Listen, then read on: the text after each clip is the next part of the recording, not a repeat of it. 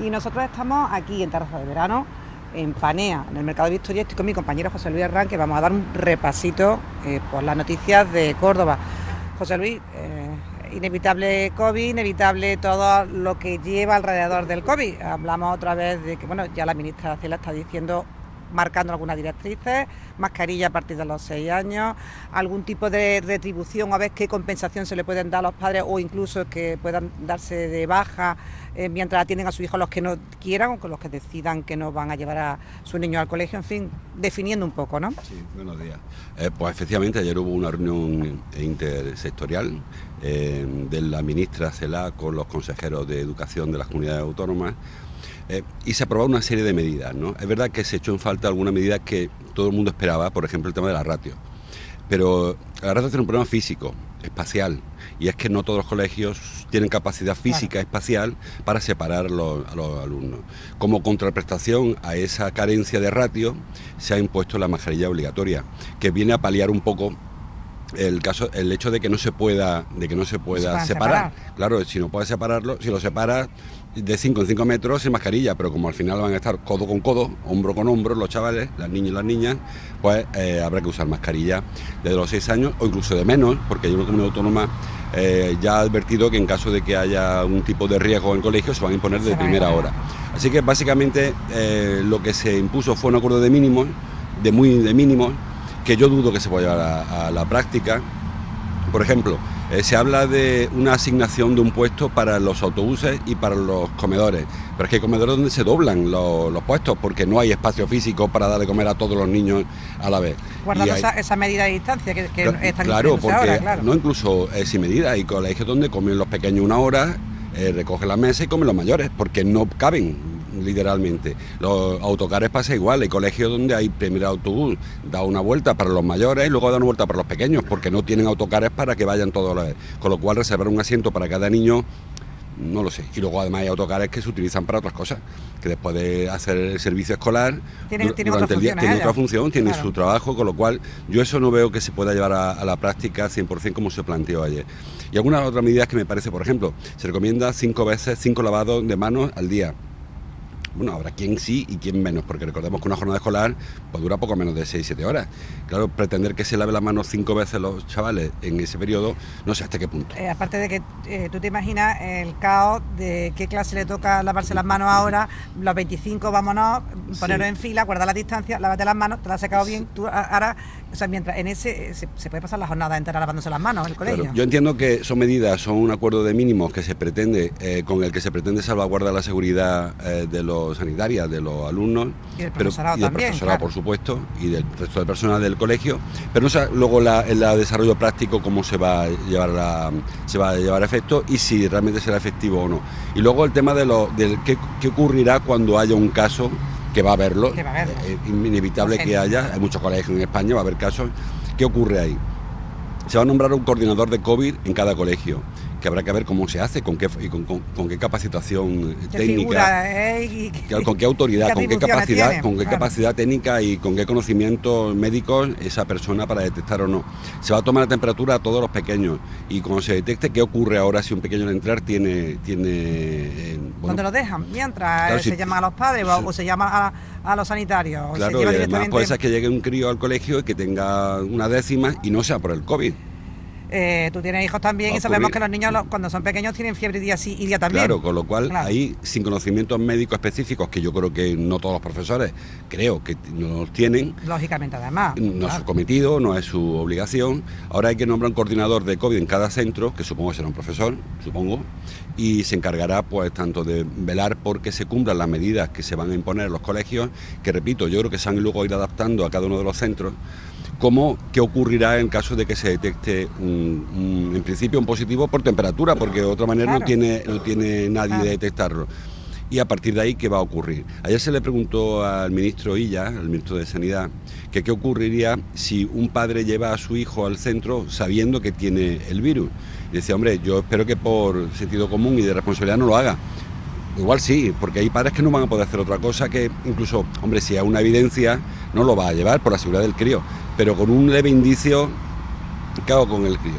Tú decías lo de la ayuda a los padres, solo son ayudas para padres con hijos en cuarentena, es decir, No se prevé otra No, ayuda no hay que otra. cuando un chaval tenga que estar aislado en su casa y no haya con quién dejarlo, se plantea la posibilidad de que haya una retribución para el padre, la madre, que se quede con él en casa, o incluso que pueda pedir una baja para atender a un pequeño con COVID, pero para el resto no. O sea, para padres que por precaución deciden dejar a su hijo en casa, no hay ningún tipo de ayuda, ningún tipo de complemento salarial, con lo cual el problema es el que es. Y si alguien, un padre por la mañana, una madre, se levanta y ve al chico que está tosiendo un poco, le toma la temperatura y tiene unas décimas, ahora está en su responsabilidad determinar si puede ser un caso de COVID, si ve al colegio que no pasa nada, que esto es el típico resfriadillo del invierno, y eso va a provocar que haya muchos casos. O sea, yo creo que es evidente que va a haber muchos casos y que además va a coincidir con la campaña de la gripe. Ayer nos anunciaron que este año se va a adelantar la campaña de la vacunación. De lo que pueda pasar. Claro, sobre todo para no confundir para intentar síntomas. Discriminar un poco los que sí y los que no. Claro, porque ahora va a ocurrir muy probablemente que a partir de que llegue la gripe, pues que los casos se confundan, porque los síntomas son muy similares, son parecidos, son los mismos realmente. La tos, dificultad respiratoria, fiebre, que el malestar general del cuerpo. Con lo cual ahora va a haber muchas personas que ante la aparición de los primeros síntomas de la gripe acudan al centro de salud y colapsen el centro de salud, que es lo que se intenta evitar. De manera que se va a intentar adelantar la vacunación. La primera tanda va a ser para los residentes geriátricos, en centros de mayores, para evitar que ahí se produzcan los primeros colapsos. Luego se avanzará con mayores que no estén en centro de mayores, sino que estén en su domicilio. Y luego se irá avanzando también, sobre todo atendiendo a personas que tengan riesgo de contagio hacia mayores. Es decir, el foco está puesto en las personas mayores, que es donde realmente está el peligro. Hoy publica ABC una encuesta, una estadística más que una encuesta, en la que asegura que el 49%, he leído, 40%, no sé dónde está ahora, 40% de los positivos de la última semana son de menor de 29 años. Y no ocurre nada. Es decir, ha habido un contagio, no digo masivo, pero sí un contagio comunitario peligroso, importante, pero solamente está afectando en su inmensa mayoría, 40%, a personas de menos de 30 años. Y bueno, y se va subiendo en la edad, se va incorporando más porcentaje, pero no está llegando a los mayores realmente, que es donde preocupa. En el parte diario que da en la consejería hay un parte semanal, que es el de los brotes, y en el parte de los brotes, por cierto, han salido muchos brotes. En Córdoba había 10 brotes, de pronto nos hemos quedado solo con uno. Sí. Solamente el brote de la Campiña Sur. A ese baile de cifras. Sí. Que yo no sé realmente la diferencia entre un brote y un no brote, pero en cualquier caso Córdoba se ha quedado con un solo brote, con 8 casos nada más. Recordemos que tuvimos brotes de 130 casos, el famoso brote de la discoteca de Babilonia. Bueno, te decía que en el brote del Sapillo, que es el que preocupa hoy especialmente, que es el brote de una residencia de mayores en Almería, hay ya 107 casos positivos. Ha habido 4 trabajadores nuevos más y han fallecido, en este caso, 4 personas. Hay 69 residentes, 38 trabajadores y 4 fallecidos. La proporción aquí se dispara. Hablamos ayer de proporciones, decíamos que la enfermedad no es letal, pero aquí sí que se ha disparado. Ahí sí. Es que aquí estamos en 4% de letalidad. O sea, de 100 afectados, 4 fallecidos. ¿Por qué? Porque el factor de riesgo es mucho mayor. Es muy elevado, claro. Cuando entra en una residencia. Hablamos ayer, la residencia Fuentevejuna se ha cerrado, o sea, se ha medio confinado. Se ha medio confinado.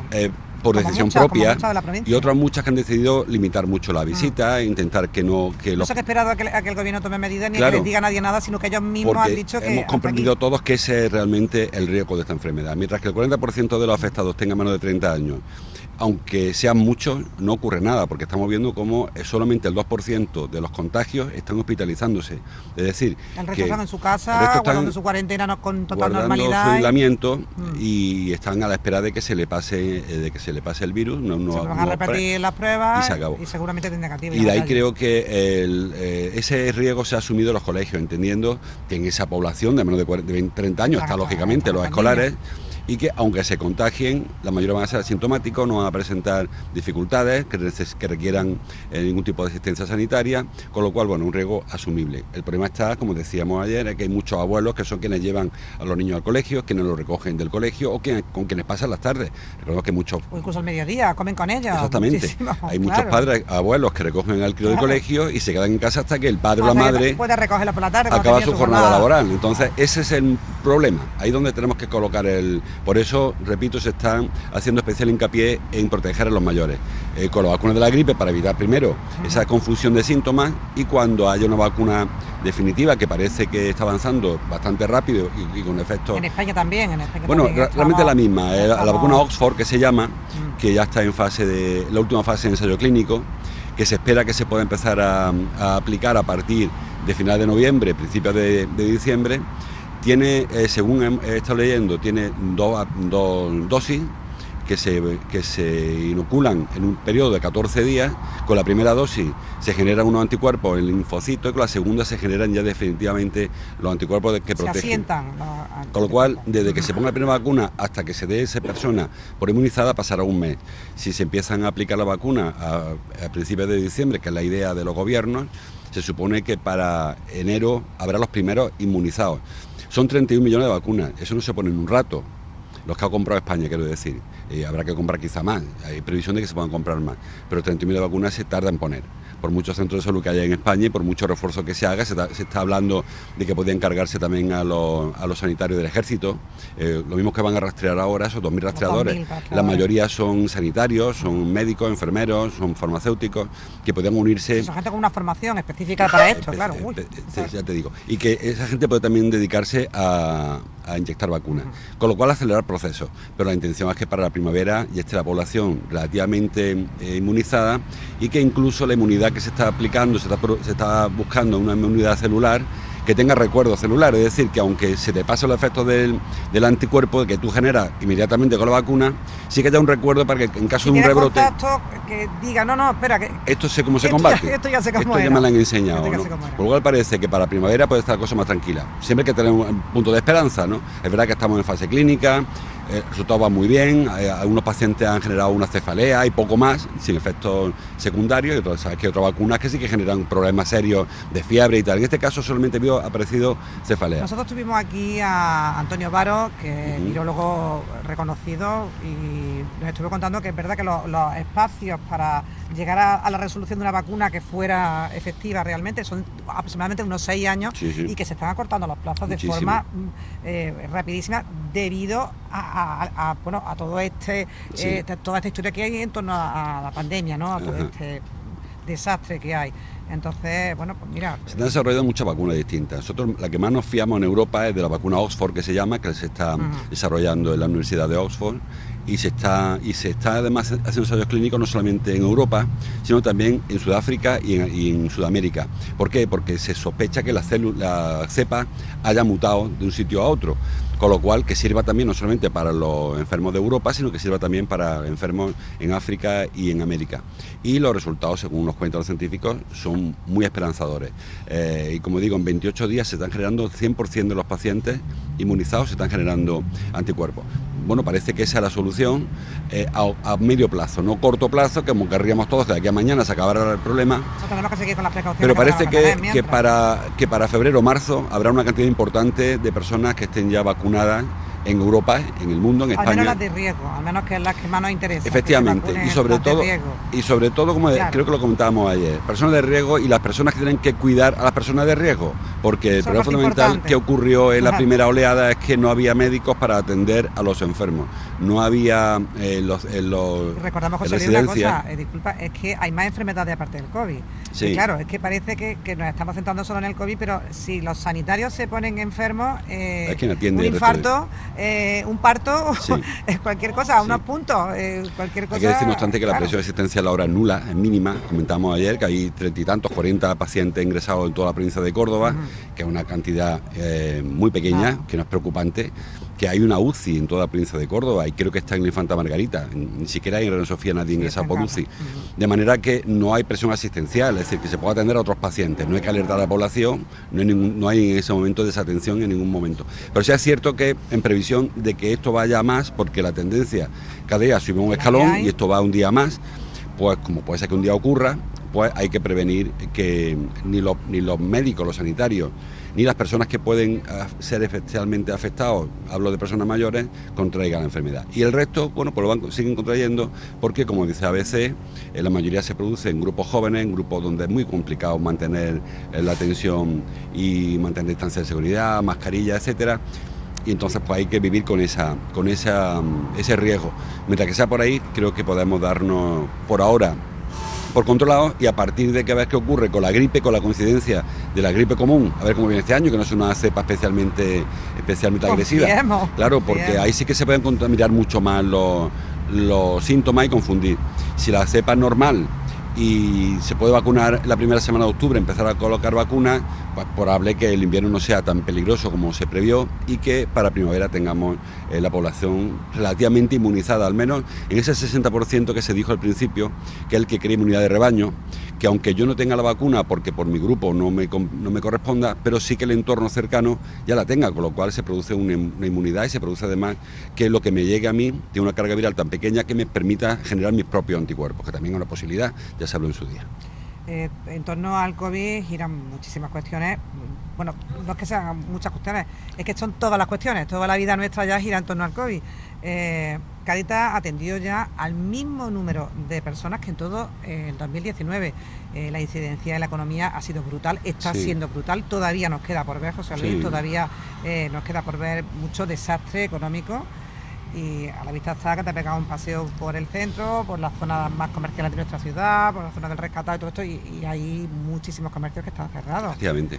Entonces, Ayer dijo Nadia Calviño, la ministra, decía que la recuperación se va a empezar a ver en este tercer trimestre ya, que el 75% de los trabajadores en ERTE se han incorporado ya a sus puestos de trabajo, pero la actividad no acaba de arrancar. Es verdad que hay unos incentivos que van a llegar de Europa, ya ha llegado un paquete importante para hacer frente a los gastos de los ERTE, que lo traigan al Estado, y se espera que haya ayuda sobre todo para el sector de la hostelería, de la restauración, del turismo, que es el más afectado en el caso español, porque al haber limitación de movimientos, el resto de establecimientos, más mal que bien, se han ido bandeando. El que tiene una tienda de ropa ha inventado la venta online, ha abierto a ratos, tiene a sus clientes que los ha ido atendiendo, ha perdido una cantidad importante de negocio, pero se ha bandeado. Ahora, el que vivía del turismo, por ejemplo, no tiene nada que hacer. Claro. O sea, la caída del turismo en julio en Córdoba ha sido el 70%, con lo cual hoteles y sobre todo trabajadores, familias que viven del turismo, no han podido funcionar. La zona de la judería te tienes que pegar un paseo y estar desolada. Es cierto. En Córdoba es temporada baja, julio. Es decir, tampoco... tenemos que tenerlo en cuenta que aquí no somos muy atractivos nosotros por la temperatura que tenemos. Por el tema de la temperatura tenemos ahí esa etiqueta de zona prohibida y la gente no viene. Ahí no viene, está claro. Pero es verdad que la caída ha sido importante. Se espera un septiembre malo, que es una temporada ya media, y se espera que para Navidad no se retome la actividad y que los grandes acontecimientos de Navidad, hablo de cabalgata de Reyes, hablo de fiesta de fin de año, este año pues no dé tiempo a organizar y será de otra manera. Así que se prevé un mal cuarto trimestre. Pero ayer dijo la ministra Calviño que aún así se va a notar en una recuperación. Hablaban de incluso el 20% de subida. Es verdad que subida a partir de un escenario del pozo, es decir, no es lo mismo crecer, no es lo mismo subir desde el 2 que crecer desde el menos 20, con lo cual, aún así, a pesar de la subida, no se va a llegar ni mucho menos al crecimiento que se esperó, que se previó el año pasado, antes de que supiéramos que el COVID existía, pero habrá una recuperación ya. Yo confío en que la economía, que el efecto rebote sea importante, porque lo mejor que tiene esta crisis económica, me refiero, con respecto a la crisis que vivimos en el 2008, es que es una crisis que no es sistémica, es una crisis de consumo fundamentalmente.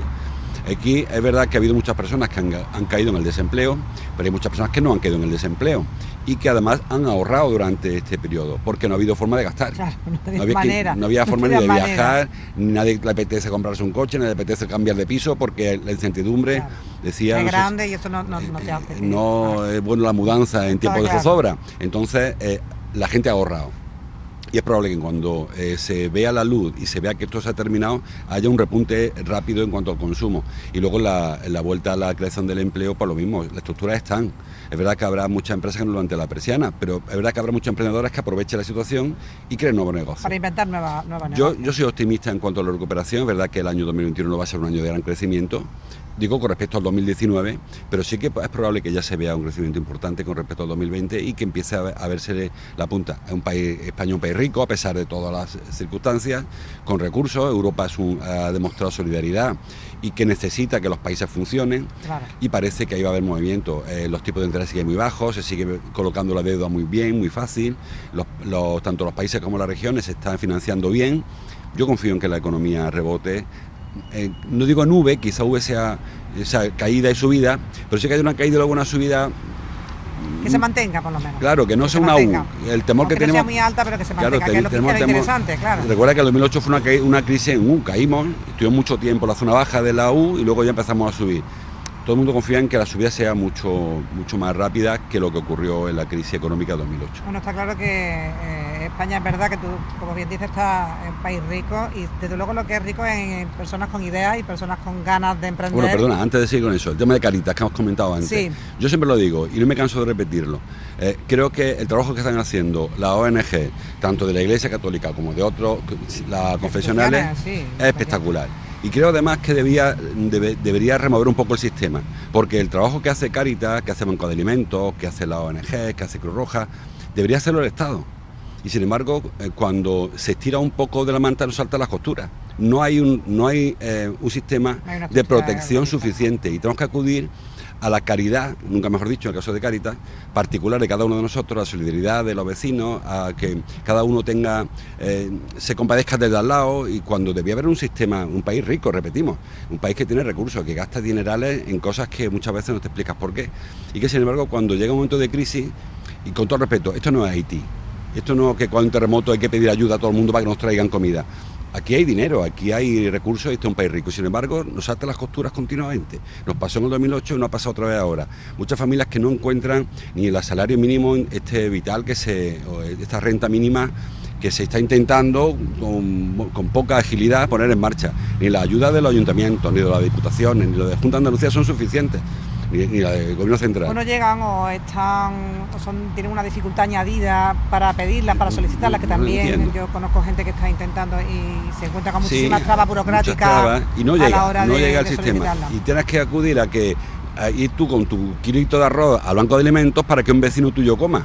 Señor, el kilo de arroz vale €1. No me puedo creer que en el Ayuntamiento de Córdoba no haya una partida, digo Ayuntamiento como Diputación, como la Junta, como el Gobierno, me da igual.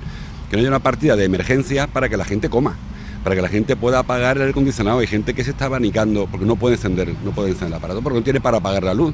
Creo que en un país como el nuestro no debería pasar eso.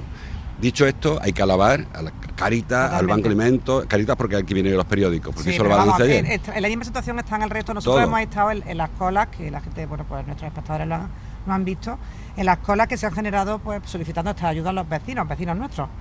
Y a mí me llamó muchísimo la atención una de las personas que me dijo: es la primera vez en mi vida que yo estoy en una cola pidiendo para comer. Sí. Yo tenía mi trabajo normal y corriente, mi mujer también, los dos nos hemos quedado sin trabajo, no ERTE ni nada, no, sin trabajo y no tenemos más remedio. También vimos la parte sensata, que parece que siempre, bueno, pues, aquí se pueden originar muchas picarescas. También vimos las mismas personas en 3 o 4 colas diferentes, también las vimos. Eso son cosas totalmente excepcionales. Puede ocurrir, ocurre y totalmente excepcionales, pero sí vimos a una persona que llegó, además creo incluso que hasta hablamos con ella, quiero recordar, que fue un directo de los que hicimos y le dijo a la persona que estaba encargada en ese momento de ese reparto, le dijo: hoy es mi último día porque vuelvo a trabajar, mi jefe me va a adelantar un dinero y yo ya me quito de esta cola. Claro, la gente no quiere ir a una cola. No quiere ir a la cola. Pero donde yo iba, y te doy la razón en todo lo que has dicho, es que debería haber un sistema público que garantizara a las personas pues, el mínimo de subsistencia,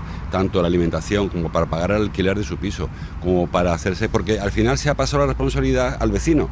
Le ha dicho al casero: oye, si puede no le cobra este mes. Claro. ¿Verdad? El casero, hay caseros que viven de ese alquiler. Viven exclusivamente de eso. Le han dicho a la empresa de telecomunicaciones: oye, no les cobres este mes el internet porque no pueden pagártelo. ¿Verdad? Habrá que librar un dinero para garantizar que la persona mantenga sus servicios.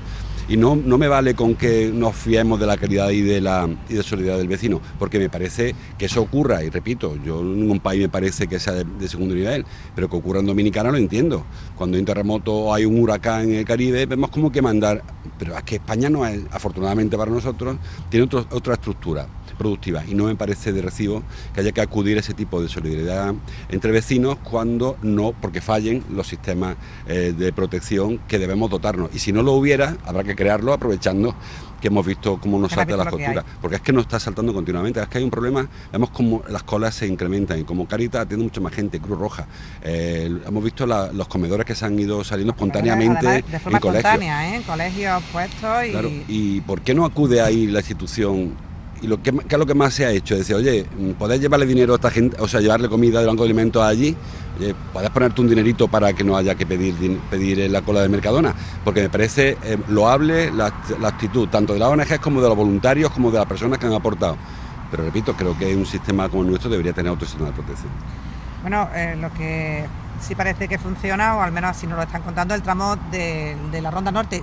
Vive la Ronda Norte. Sí, bueno, la Ronda Norte es una ronda muy peculiar, porque la Ronda Norte tiene que unir la Ronda de Levante, la carretera de Muriano, pero entendamos, con la Ronda de Poniente, con la carretera que llega hasta el Hipercor. Una peculiaridad ya de por sí. Bueno, Córdoba tiene una ronda, claro, que no es ronda, que sí, todas las ciudades tienen una ronda que es circular, en el caso de Córdoba es una U, claro, una U que, por cierto, la parte baja de la U tampoco es una ronda, es la carretera nacional cuarta, es decir, la utilizamos como ronda, pero claro, ahí todo el mundo lo sabe, convivimos con camiones, convivimos con el tráfico bastante importante, y la utilizamos como ronda, pero no es ronda. Nuestras rondas son la de Levante y la de Poniente, no hay más ronda. Ahora se pretende, ahora no, desde hace 10, 15 años se pretende unir la ronda de Levante con la ronda de Poniente por el norte, y hemos encontrado muchas dificultades. Primero porque no se previó en su día el espacio por donde tendría que transcurrir esa ronda, y hemos construido desde el Boulevard Escultor Fernández Márquez hasta el Parque de la Somadilla, o hemos construido en el tablero, con lo cual no hay espacio, el espacio que en su día el PEGO reservó para la ronda. ¿Está preparada para eso? Entonces, dentro de ese tramo hay 3 subtramos. El tramo que ayer el alcalde visitó y que anunció que para primer trimestre del año que viene estará terminado y en uso, solamente va desde la carretera del Muriano hasta Madrid Escolapia, es decir, hasta la carretera del Naranjo. Ese tramo, que recuerda que en su día le correspondía hacerlo a Marín Hillinger porque era la obra de compensación por Mirabueno, que al final la empresa quebró lamentablemente, y que no se hizo, se acudió a Laval, que había depositado en Caja Sur, que se negaba a entregarlo porque decía que no es culpa suya. Al final se consiguió el dinero, y un tramo que cuesta 6 millones de euros, tramos cortitos, son 2 kilómetros, va a unir 2 kilómetros y medio, la carretera del Naranjo con la carretera del Muriano. Solo ese tramo es el que va a estar en funcionamiento a partir de enero, febrero, marzo. Primer trimestre, ponle la feria, y así no nos pillamos los dedos. Los otros 2 tramos que quedan, que van desde la Avenida del Brillante hasta el Naranjo, como de Avenida del Brillante hasta la Ronda de Poniente, el Hipercor, fundamentalmente, básicamente, están sin redactar siquiera. Va a entrar en redacción el primer tramo, el fácil me refiero porque no hay que hacer ningún tipo de agujero, desde el Hipercor hasta el Brillante, está en fase de contratación la redacción, o sea, saber cuántos carriles, cuántas farolas, qué ancho de calzada, cómo hay los drenajes, etcétera, etcétera, para durante este año 2021, para empezar la obra en el 2022. Y el segundo tramo, que es el complicado, tiene que pasar por debajo del Brillante, tiene que pasar por debajo del Parque de la Somadilla. Es un tramo muy complejo en cuanto a la construcción. O sea, hay que utilizar una tuneladora para pasar debajo del Parque de la Somadilla, no se quieren trincheras, se quiere que vaya por abajo. Ese no está ni siquiera está previsto cuándo se va a redactar. Es decir, la ronda va bien, pero el tramo municipal, tramito corto, 2 kilómetros y medio, y es municipal porque no lo hizo en su día que le correspondía, lo tuvo que asumir el ayuntamiento. Es decir, que va bien, pero Córdoba va a seguir mucho tiempo sin ronda. Es verdad que ha cambiado mucho la dinámica de movilidad en los últimos años. Ya no es tan necesaria una ronda hoy como era antiguamente, pero es verdad también que hoy para ir desde Hipercor a Fátima hay que dar un montón de vueltas. No hay una carretera que una Córdoba por el norte. Por el sur tampoco, pero se utiliza la autovía. Y luego la ronda de Levante, ronda de Poniente, sí que están funcionando, sí, sobre todo la de Poniente, la de Poniente sobre todo. Pero en el caso de la ronda, Córdoba tiene una deuda pendiente hace muchísimo tiempo. Y yo he visto muchos proyectos, el proyecto famoso Rosa Aguilar, el proyecto anterior que hubo, y bueno, pues no somos capaces de construir una ronda. Parece que es el chino del zapato de todos los Es una obra muy ¿no? costosa, la obra de Rosa Aguilar, hablo de memoria, pero creo que está hablando de, no sé si eran 190 millones de euros, una cosa que no había quien lo pagara. No, era bastante más dinero. Este tramo del ayuntamiento cuesta 6 millones y son 2 kilómetros y medio y no hay ningún túnel. Es decir, que son obras muy costosas y que no hay manera de pagarlas. Y porque se pretendió una colaboración público-privada, es decir, que lo hiciera una empresa constructora a cambio de que se quedara con la explotación del mantenimiento de la red, pero claro, es que eso no hay años para recuperar aquello. Y nadie quiere asumir tampoco una cosa claro, así. Porque tú anticipas un coste importante que luego tenés que recuperar al cabo de muchísimo tiempo. A lo mejor hablamos de 50, 60 años. Claro. Que por cierto, la Ciudad de la Justicia se hizo así. Lo hizo una constructora que ahora se queda a cambio con el mantenimiento. Cuando haces las cuentas, te das cuenta, valga la expresión, de que hemos pagado el triple de lo que hubiera costado si se hubiesen hecho con fondos públicos, porque la explotación del mantenimiento de la Ciudad de la Justicia se ha inflado, lógicamente, para compensar a la empresa que lo construyó. Entre eso y los intereses, etcétera, etcétera, se va a pagar el triple. Los arreglos que todavía tienen pendientes la Ciudad. La colaboración público-privada es muy costosa, muy costosa, porque ninguna empresa, no son ONG, si lo haces porque le va la punta a esto, y hay que recuperar la inversión. Y en un edificio se pudo asumir, en una carretera ya te digo que no se va a asumir. Que por cierto también ayer conocimos, lo publica hoy el diario El Día, la empresa que se va a encargar de concluir por fin la obra del centro de convenciones del Parque Joyero. Una obra, por cierto... Esa otra también, que también tiene... Claro, esa obra se adjudicó en el 2015, en febrero de 2015, con un plazo de ejecución de 18 meses. Es decir, que debió estar inaugurado en agosto de 2016. Vale, ponle Navidad, 2016. 2016, estamos acabando 2020. 4 años después está la obra medio a hacer. Se adjudicó una empresa granadina, se llama UCOP, y que esa empresa, pues como suele ocurrir últimamente, los concursos de la obra pública, pues licitan a la baja, para quedarse con la obra. Si una obra se hace con 100 millones y yo sé que no me la van a dar, yo pongo 90 millones y me la dan. ¿Qué ocurre? Que no soy capaz de hacerla con 90 millones porque es que no me da las cuentas. Y hemos visto cómo ha ocurrido con el centro convencional. La primera. Con la biblioteca de los Patos, que está parado también. Lo hemos visto que... Bueno, ahora ya está, parece que está, yo paso por ahí todos los días, parece que tiene movimiento. Hay un movimiento, pero realmente la obra está en una fase en stand-by. Sí. Lo hemos visto con la normal de Magisterio también, como ocurrió igual. Bueno, lo hemos visto con muchísimas obras, porque la empresa licita a la baja. Antiguamente se podía rechazar las bajas temerarias. Hoy, según la ley de contratación pública, hay que aprovechar la oferta más ventajosa, aunque parezca temeraria. Si es muy temeraria, verdad que se rechaza igual, pero si el técnico tiene una duda, hay que dársela. Y estamos viendo cómo no funciona. Esta obra se paralizó al muy poco tiempo de ponerse en marcha antes de que acabara el plazo, y se intentó adjudicar a Traxa, que es una empresa pública, aprovechando que la Diputación entra ahí, se puede adjudicar a la Diputación. No se quiso hacer porque eso suele generar algún tipo de problema con los constructores, que prefieren que lo haga la empresa privada y no una pública, y se ha quedado parado. Y ayer se conoció que será Construcciones San José, una constructora con experiencia, la que va a hacer... distinta. Sí, y la que va a acabar con la obra. Va a costarnos 12 millones de euros más, porque la otra parte está en litigio, a ver qué devuelve la empresa primera que cobró, pero no lo concluyó. Son 12 millones, este año entran 5 de los presupuestos, que vienen entrarán 7 millones y medio, con la intención de que esté concluido pues para el segundo semestre, para el verano que viene, para el verano del año que viene, porque la obra está a la mitad hecha, además la parte más gorda está hecha, la estructura. ¿Qué va a quedar ahí?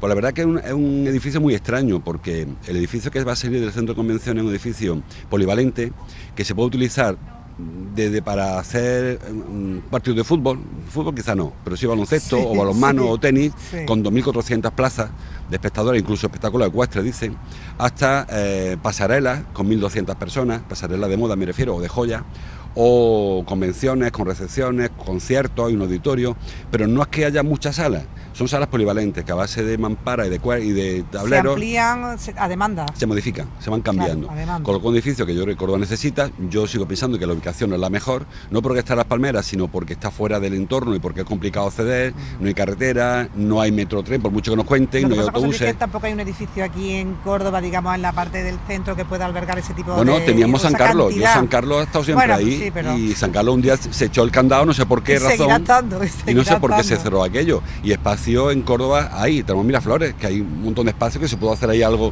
también para aprovechar eso. Se eligió el Parque Joyero, no sé por qué razón, yo sí la sé, pero no voy a contar ahora, tema político, y al final pues la obra está estancada, no va a costar un dineral hacer aquello, y va a quedar un edificio que, repito, para según y qué eventos va a pillar lejos, va a pillar mal comunicado. Problema de aparcamiento, problema de acceso. Hoy para pasar por ahí hay que pasar, tú lo sabes, por un viaducto, con un carril para cada lado, que las colas pueden llegar, ni te cuento. Y sí, por aquello, a la hora de un evento de 2.000 personas puede ser un colapso. ¿Dónde lo metes aquello? Y la conexión con el puente nuevo, el puente de la Torrecilla, no se acabó de hacer. Quien hizo ese puente se le olvidó que la carretera sigue y terminó en la carretera solamente la del aeropuerto, sin ver que a 50 metros había una carretera nueva, la de carretera de Palma del Río, o a 500 metros, que hacía falta llegar hasta ahí con la conexión. Creo que el centro de convenciones va a estar hecho quizás antes de que nos pueda servir. Luego ya está a ver si Córdoba tiene o no capacidad para organizar Asume eventos de eventos. 2.500 personas, porque tampoco tantos no hay en Córdoba. Pero bueno, es verdad que los equipamientos nunca sobran y si se pueden asumir, que se asuman. Pero es una obra esta del centro de convenciones que yo particularmente entiendo que no se diseñó bien en origen, en inicio, y que está andando un poco al tran, pues intentando remendar una cosa que creo yo no se planificó convenientemente. Nos vamos a terminar este paseíto que nos pegamos por las noticias mañaneras haciendo hincapié otra vez en la desaparición de nuestro vecino, de José Morilla, el viernes, y fue cuando desapareció este hombre. Estamos a viernes, una semana. Ha hecho una semana, fue a las 11:30 de la mañana, ha hecho una semana. Hace una semana prácticamente, dentro de nada, hace una semana. Y bueno, si bien la familia va a seguir buscando, lo que sí es cierto que hoy, por ejemplo, pues ha habido un receso, un descanso, y entonces le han pedido a todos los voluntarios que hay que volver a hacer hincapié en ese agradecimiento a los voluntarios que se han brindado sin pensar ni en la hora, ni en el tiempo que había que echar, ni en que se han vuelto a revisar zonas una y otra vez, las mismas zonas. Pero lo cierto es que, bueno, pues hoy solamente la policía la que se va a encargar de hacer ese repaso de todas las cosas que se han ido recogiendo, de todos los datos que se han ido recogiendo por parte de la familia. Y bueno, y están investigando por otros sitios. Sí, yo creo que en la búsqueda hay dos fases fundamentales. La primera fase, que es la fase de impacto, donde hay que poner toda la carne en el asador para intentar recuperar a la persona desaparecida muy pronto, claro, que lo ha hecho la familia, lo ha hecho los amigos, lo han hecho los voluntarios, que agradecérselo. Y ya hay una segunda etapa en la que ya se renuncia a esa recuperación inmediata, porque ya ha pasado una semana, y hay que profesionalizar la búsqueda. Y hay que dejar de dar palo de ciego. La primera se disculpan, porque yo tengo una de las batidas y se ha ido un poco a ciega. Era comprensible, había que buscar todo donde fuera posible porque había 200, 300 personas buscando, aprovechemos los recursos.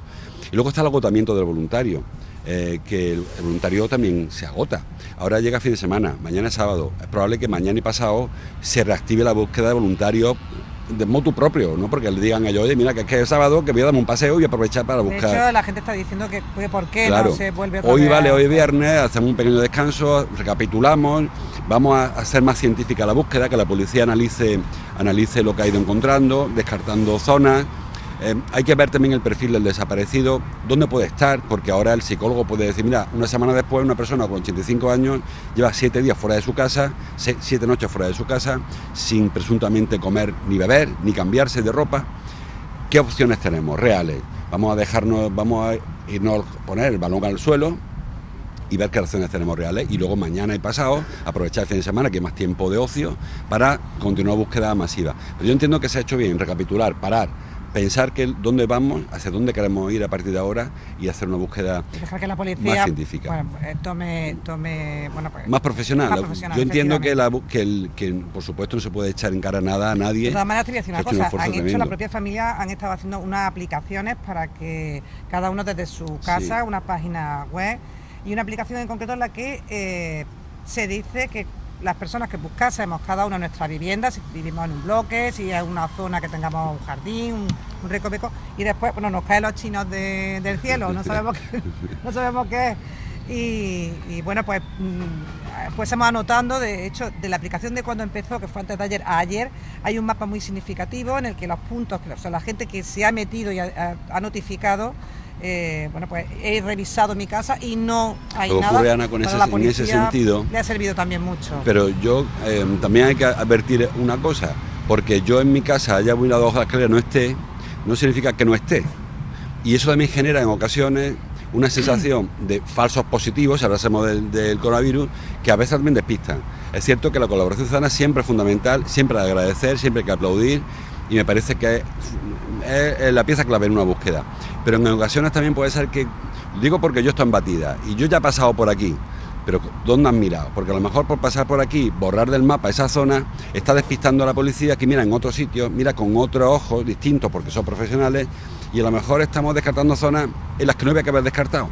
Y yo particularmente he presenciado casos de pasar por una zona y a la semana resulta que estaba allí y no lo vimos.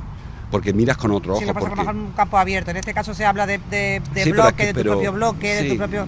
que a lo mejor es más fácil de mirar, creo ¿no? que en ese sentido la aportación de cada uno es fundamental e importantísima para la primera fase que te decía, para la del impacto, pero a partir de que se quiera profesionalizar la búsqueda y hacerla más científica, hay que barajar otros factores distintos a los de que yo ya pasé por ahí y sé que no está. Bueno, tú no lo viste, pero eso no puede descartarse del todo porque este hombre está en algún sitio. Y creo que hemos pateado toda la ciudad y va a estar aquí, con lo cual creo que, no digo que se haya mirado mal, se ha mirado con unos ojos que no son los ojos del que está habituado a realizar búsqueda. Entonces, muy bien por parte de todo el mundo, los que han participado, son miles de personas que han participado en la búsqueda, pero bueno, le toca a la parte de la policía que aporte su parte, el componente profesional, de la experiencia de muchas búsquedas, de saber dónde pueden, a esta altura, con este periodo transcurrido, con este perfil del desaparecido, dónde puede estar. Y no, hay gente que va mirando buscando si está en un banco repartiendo pan a las palomas. No va a estar así, lamentablemente. Si aparece José Morilla, Pepín Morilla, no va a estar repartiéndole pan a las palomas. Va a estar en un rinconcito, hecho un ovillito, pues refugiado del calor. Ojalá que con vida, todos esperamos que aún se mantenga con vida, sí, claro. Pero se está buscando de otra manera que el primer día. El primer día sí que se buscaba una persona que anduviera por la calle, que fuera despistado, mirando para arriba. Eso ya no va a ser así.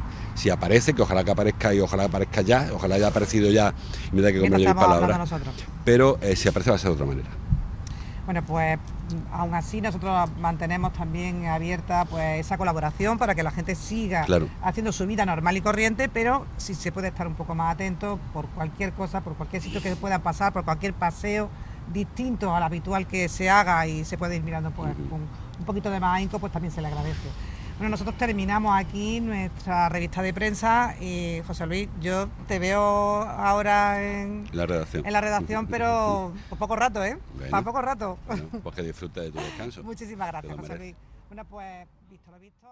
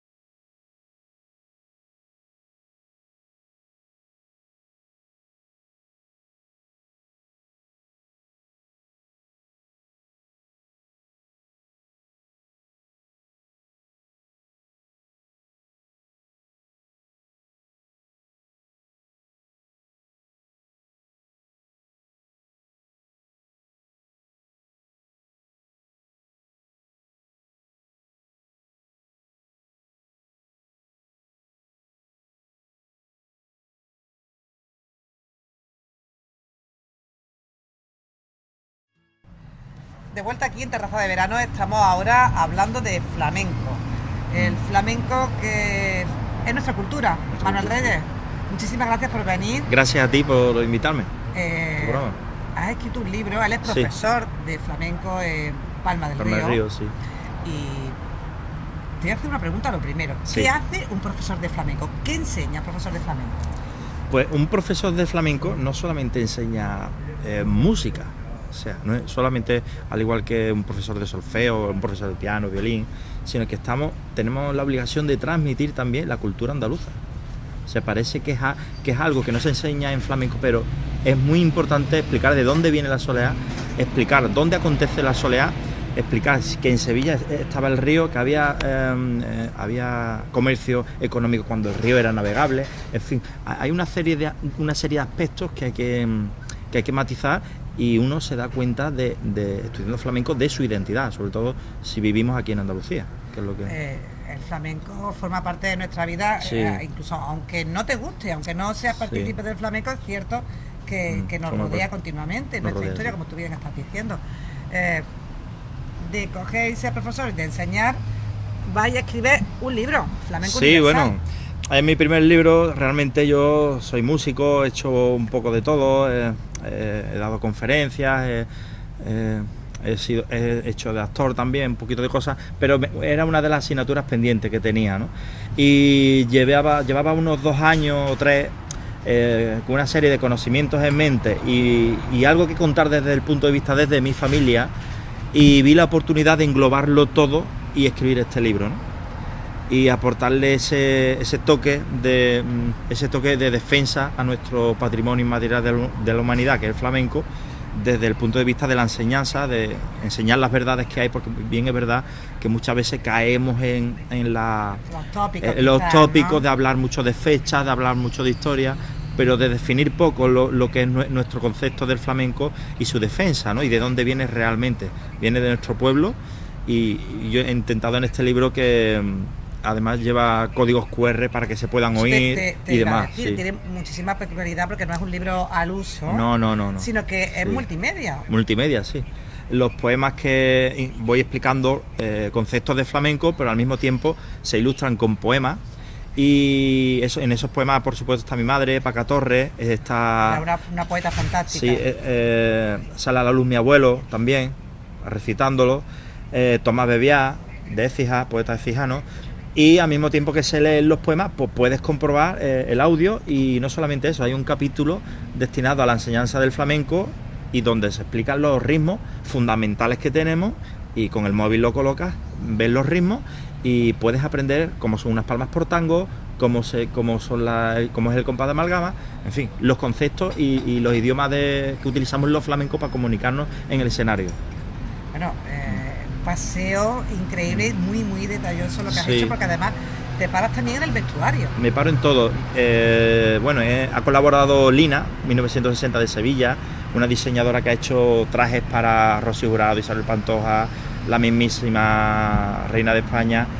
Yo he aprendido muchísimo porque he intentado, Flamenco Universal, la perspectiva que tiene es que ninguno de nosotros tenemos la verdad está compartida, y para yo escribir un libro verdadero he tenido que echar mano a estas personas. Hay más de 12 colaboradores, tanto desde el punto de vista de la moda, como Lina, como Sara de Benítez de Palma del Río, como flamencólogo, el maestro Manuel Martín, écijano, y ilustre defensor del flamenco y la verdad, y además poetas, en fin, un sinfín de músicos, Eduardo Rebollá, él tiene artes escénicas en Sevilla, en fin, una serie de personas con las que he podido compartir los conocimientos y llegar a un punto en común para poder escribir este libro.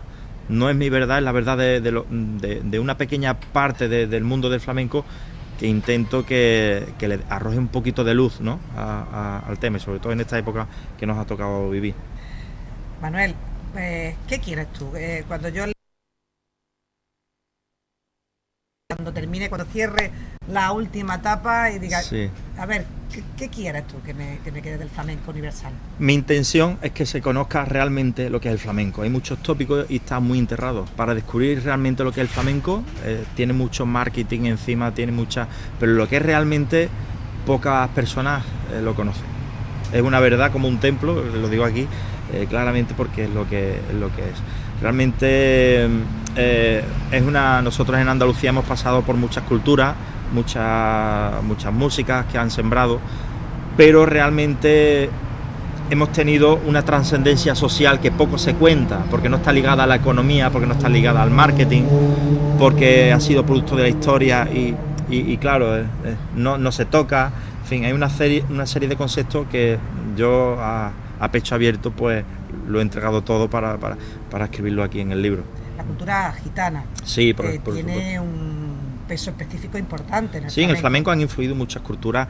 La parte baja de Andalucía había andaluces, también negros esclavos que trabajaban en los barcos y por la noche hacían su fiesta con los gitanos en Sevilla, por ponerte un ejemplo, pero la raza gitana es la que ha estado aquí, no se ha metido en criterios políticos, económicos, ha permanecido aquí y por ese mismo motivo ha sido una cultura respetada en ese ámbito. No solamente eso, sino que la que como han permanecido aquí es la que ha arrastrado todo ese contenido desde el siglo XVI que venimos aquí y hemos aportado mucho a la música. Y desde ese punto de vista también hay que contarlo. Se cuenta poco,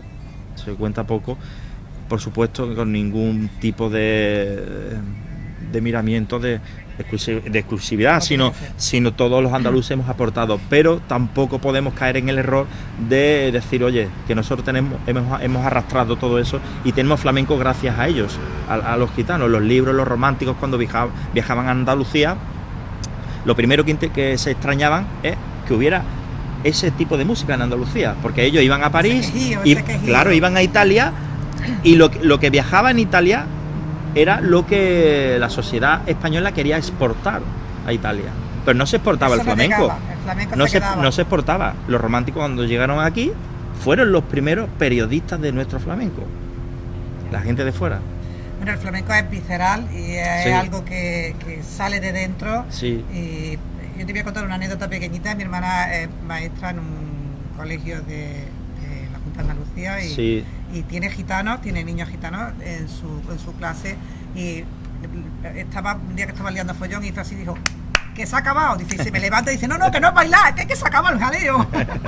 Claro, hoy día no se llevan la sangre. Hoy día no es como antes. Hoy día somos los gitanos, al igual que ya seamos negros, moros, chinos, los gitanos somos personas integradas totalmente, pero tenemos una doble función. Aparte de tener nuestra educación reglada y demás, arrastramos una cultura que no la dejamos atrás, ¿no? Que no se pierda, sí. por Dios. Entonces desde ese punto de vista, desde pequeñito en casa, pues yo he ido arrastrando mis estudios, pero mi cultura y mi guitarra pues también. Que no falte. Entonces nos alimenta el alma y la verdad es que estamos muy contentos con este libro. Si te fijas, te voy a hay dibujos, decir un hay poco. fotografía. Sí, mira, te voy a comentar los títulos para que veas. Por aquí, mira.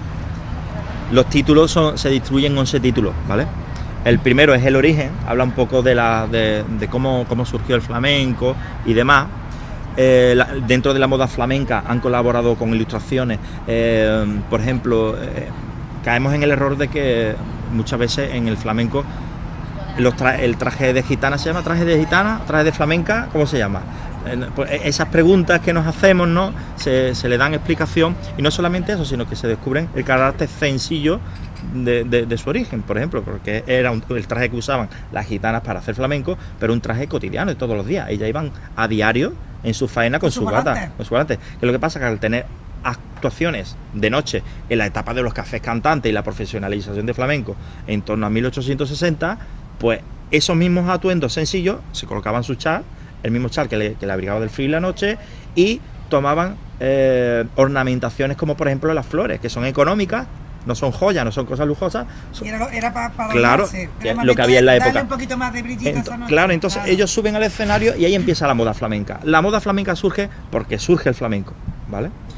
Ese es el punto de la moda. El artista tradición oral, por ejemplo, en este capítulo lo que se resume también es un poco lo que es la tradición oral, que no está escrita porque no había medios como discos como tenemos hoy día para para esto, y influyen mucho los arrieros, las personas que viajaban con sus burros, llevaban el agua de un pueblo a otro. Ellos no se acordaban de los cantes, no se acordaban de los cantes, se los reinventaban, incluso le hacían aportaciones personales. Ojo, es muy importante decir esto no se conoce, y el flamenco se ha ido creando ahí, se ha ido creando una pequeña estructura en Andalucía desde ese punto de vista. Arte entre dos ríos, Écija y Palma del Río. Por supuesto, aquí me centro en mi familia, ¿no? Lo que es mi familia y lo que es el flamenco entre estas dos ciudades, que no ha tenido ningún tipo de libro ni de investigación. Y me he preocupado de mi familia viene de Écija, nosotros nos establecimos en Palma, y muchos gitanos fueron los que se establecieron en las murallas, ¿no? Allí se hizo flamenco, no solamente hubo disparos de balas y guerra, sino también se desprendió flamenco. Es necesario destacar eso y darle la importancia que tiene, ¿no? Destacar la parte artística de nuestra gente, y en eso es lo que se basa ese capítulo. El romance y la guitarra, por supuesto. Romance es el romance tanto español. Lo interpretamos nosotros en Andalucía con unas técnicas especiales, porque hemos tenido cultura aquí, como la cultura árabe, que hacíamos melodías y una serie de melismas y cantes monódicos muy característicos. Esto lo que nos hace es derivarlo a un romance hermano, que es el romance andaluz, y de ahí procede realmente el cante preflamenco, que es el folclore que existía antes del flamenco, ¿vale? Eso también se explica en este capítulo. La técnica del arte. Este capítulo es muy curioso porque muchas veces, bueno, ¿qué hay que ser para tener arte? Yo que tengo que tener para que yo me pongo una flor. Si te sale de dentro, se puede aprender eso también. No es algo artificial, ¿no? Es algo que vives, que tú muestras tus sentimientos, al igual que lloras o ríes, pues lo haces por alegría o lo haces por seguiría o soleá. Un mismo cante que hace un flamenco, dos mismos cantadores que hacen la misma letra por soleá, un cantador que se ha expresado con esa música durante toda su vida y lo ha vivido en su familia, y otro que lo ha estudiado por los medios tecnológicos, aunque técnicamente se haga correcto, hay una clara diferencia a la hora de interpretarlo, y una magia especial, ¿vale? Eso es muy importante. Los gitanos simplemente no tenemos ningún secreto, sino que lo tenemos en la educación. No hay ningún secreto. Cuando cualquier persona hace una actividad desde pequeño, cuando es grande, lo desarrolla con una capacidad especial. Entonces no tenemos algo en las venas, ni hay duendes verdes, ni hay nada, o sea, ¿vale? Claro. Es lo que mama. Eso es lo que se vive, ¿no? Claro, yo he visto a gente de Corea o japoneses tirarse años en Jerez, y tú te pones a hablar con ellos y tienen arte que no vean. Entonces, ese concepto hay que respetarlo, hay que respetar a la gente que viene de fuera a aprender nuestro arte y valorarlo. Vivimos en el flamenco, trata de eso. Son una serie de poemas donde en el campo, aquí puedes ver, por ejemplo, se tratan temáticas respecto a los lugares, por ejemplo, los cantes que se hacían en el campo, la pajarona, las trilleras, los cantes que cantamos cuando estamos alegres, cuando estamos en la melancolía de la soleá. Se murió y mi pañuelo yo se lo eché a la cara para que no le entrara tierra, boquita que yo besara, ¿vale? Qué bonito. Y eso es. Entonces se manifiesta por temática. Claro, por temática. Nosotros nos expresamos, al igual que la música clásica, según el tipo de manifestación que queramos transmitir en ese momento, ¿no? Y esas temáticas hay que conocerlas. De hecho, la música clásica y el flamenco son dos de las músicas que expresan a la perfección todos los sentimientos del ser humano. Las llaves de oro del cante, las grandes figuras que ha habido. Aprendemos flamenco. Este capítulo, el capítulo 10, es para quien quiera iniciarse en este mundo. He condensado muchísimo la masterclass que suelo hacer, y es para que las personas aprendan y se introduzcan un poco en el mundo. Y cierro el broche con mi abuelo, Curro Torres de los Reyes, el flamenco en su verdad, ¿no? Mi abuelo era un poeta cijano, fue uno de los, por no decir, fue el primero que creó los festivales flamencos en Andalucía. Porque constan desde 1960-61. Mi abuelo ya venía desde el año 48 haciendo el festival de Fiesta en el Aire. Fiesta en el Aire era un festival que respondía a los certámenes de los jóvenes flamencos, o sea, para potenciar la música del flamenco, a todos los flamencos que y responde al festival al igual que el de Granada de 1922, donde estaba Lorca y Falla. Ese concepto todavía estaba en 1948. Entonces no se suele llamar con esa forma como festivales flamencos, como eran inicialmente certámenes, pero eran certámenes que eran festivales flamencos, ¿vale? Entonces, a partir de ahí, pues hizo la primera misa flamenca de España. Mi madre, en la comunión de mi madre, ella fue una de las primeras, bueno, fue la primera misa que se celebró en una iglesia. Anteriormente la grabó Philips en el año 50 y tanto, pero no se celebró en una iglesia. Y posteriormente a la misa de mi abuelo en Écija, en la iglesia de Santa Cruz, Antonio Mairena fue quien, pidiéndole consejo a mi abuelo, grabó ese mismo año la misa, y la grabó en Sevilla, en el polígono San Pablo, ¿vale? Pero ¿qué es lo que pasa? Que la primera que fue en una iglesia fue la de mi abuelo, y realmente la que consta en los medios de comunicación, fíjate, fue la de Antonio Mairena. Bueno, tenía a lo mejor el nombre. Eso también lo cuento aquí, y le doy ese lugar, creo que merecido a quien le corresponde, y cuento una verdad, ¿vale? Además, luego posteriormente familiares de Antonio, por supuesto, se han puesto en contacto con mi hermana, mi hermana flamencóloga, y se lo han afirmado, o sea que es algo contrastado y demostrado. Bueno, importante, nosotros tenemos ya nuestra sucursal abierta en Sevilla, PTV está en Sevilla, así que les diremos que vayan. Oye, has dicho 10 de marzo, pero que no, que es de septiembre. 10 de septiembre. Que estamos aquí ya. Sí, 10 de septiembre es el inicio, y el 17 abierto al público, abierto a los medios, en el Museo de la Cerámica de Triana. Perfecto. Bueno, pues entonces tomen nota que nosotros se lo llevaremos también para que lo vean desde allí, desde Sevilla, para que vean esta presentación oficial del Flamenco Universal. Manuel, muchísimas gracias por haber venido. Gracias a ti, Ana, por atenderme.